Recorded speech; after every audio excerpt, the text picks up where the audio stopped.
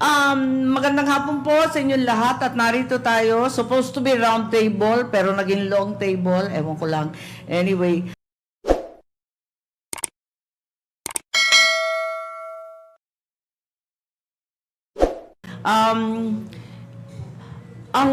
Sinabi ng ama ko at sinulat niya, great decisions are made for us as much as we make them.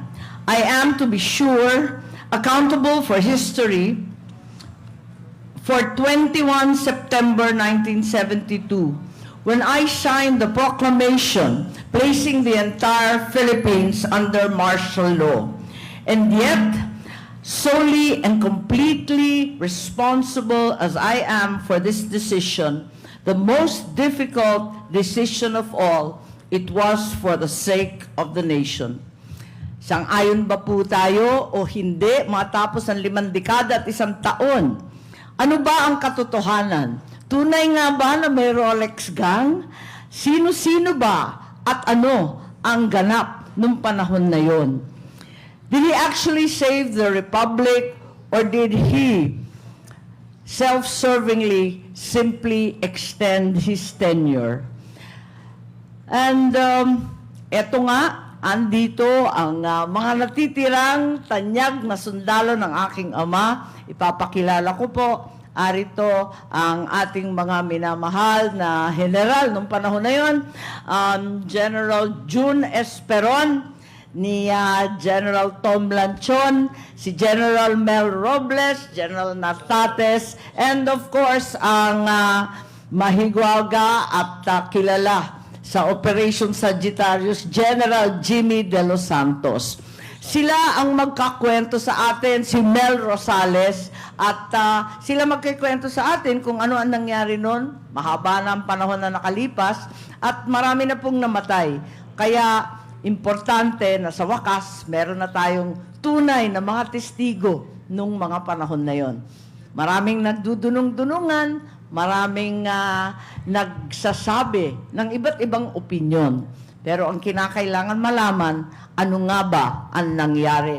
September 21, 1972. Maraming salamat.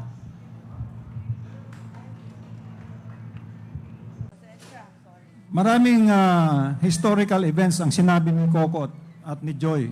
At karamihan dyan ay hindi ko na matandaan o hindi ko alam. Ang alam ko lang, yung na talagang nangyari kaya sa akin, kaya yun ang sasabihin ko. Noong 1965, bagong first year student ako sa Philippine Science High School. 1965. Yun din yung taon na nanalo sa eleksyon ang isang tanyag na senador noong November 9, 1965, na siyang magiging presidente sa 1970. Ano ang mga naranasan ko habang nandun ako sa Philippine Science?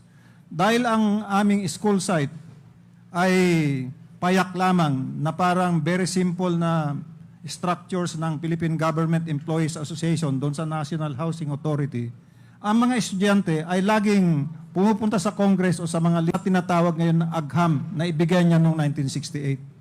Ganon pa man, maski na ibigay sa amin yung aming hinihiling, ay marami ng mga pangyayari na nakikita namin sa palibot namin, lalo na at kami ay malapit sa University of the Philippines. Isa na dito, yung pag-recruit sa amin ng malayang pagkakaisa ng kabataang Pilipino, ng old Partido Komunista ng Pilipinas. Yung mga teacher namin, dinadala na kami sa mga bukid upang magkaroon ng immersion. Yung mabanggit ko dito, yung aming mga teachers ay may apelyedong Nimenso. So, na-radicalize kami ng konti. Noong 1970, ay nandun na kami sa first quarter storm. January to March of 1970 is the first quarter storm. Nandun ako sa pangalawang pinakamalaking rally. Ang number 1 na una, January 17, ay doon sa Kongreso, na kung saan pinagbabato ang ating Pangulo doon. Ang pangalawa, yung Battle of Mindiola. Doon na kami kasama. Nasa harap ako ng Malacanang nung araw ng mga panahon na yon.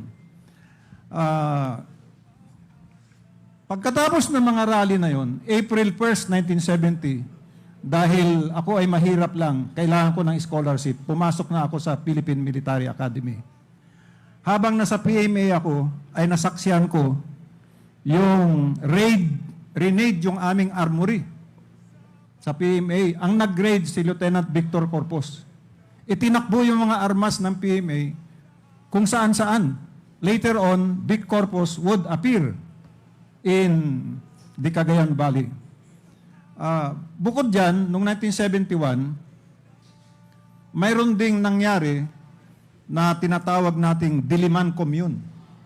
February na naman ng 1971, na kung natatandaan ninyo, nagbarikada doon ang mga estudyante, pati na sa University Belt, pati na sa Los Baños.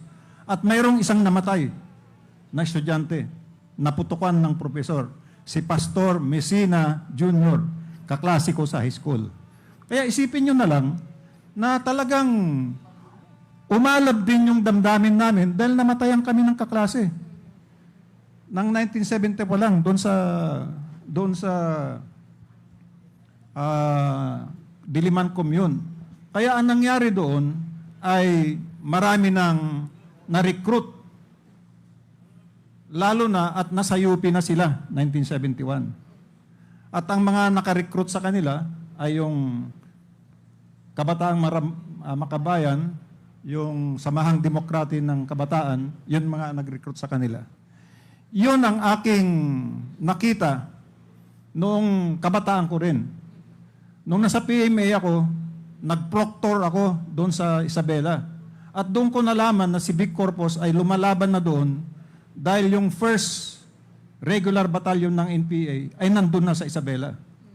In fact, renade pa nila yung headquarters ng Northeastern Command sa Itiagi, Isabela. Kaya naramdaman ko, malakas na talaga. Anong gagawin natin sa ganyang sitwasyon? Siguro sa susunod na talakayan ay sasabihin natin kung malaman natin yung mga iba pang rason. Yung aking sinabi ay yung personal experience ko lang.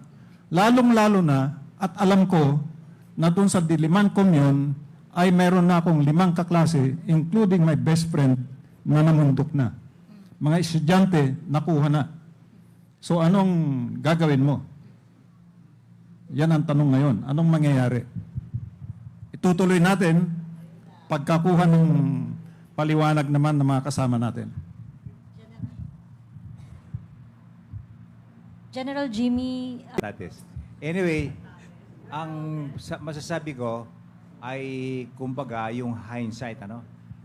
After my experience bilang isang militar, kung yung mga pangyayari noong 1971 na na-declare na martial, yung ba i-justified?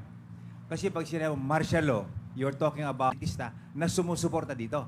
So under these circumstances, anong dapat gawin ng liderato? Ang gusto mo sabihin is, kung ang liderato at that time, yung mahina-hina ang loob, baka bumagsak na tayo. Meaning to say, at that particular point in time, a strong leadership was very necessary. At yun ay nagawa ng dating Presidente Marcos. Sabi nga, kung isa nando doon, nalalatoy-latoy, wala na. Siguro pinulat na tayo sa kangkungan. So ang masasabi ko is that, after Marcelo, lumakas ng lumakas dahil sinuporta ng mga elitista. Yung bang tinatawag ng mga burgis. And even later on, yun ang nagbuhay para yung ating, yung Marcelo ay hindi maging masyadong popular. Yun lang masasabi ko for the meantime.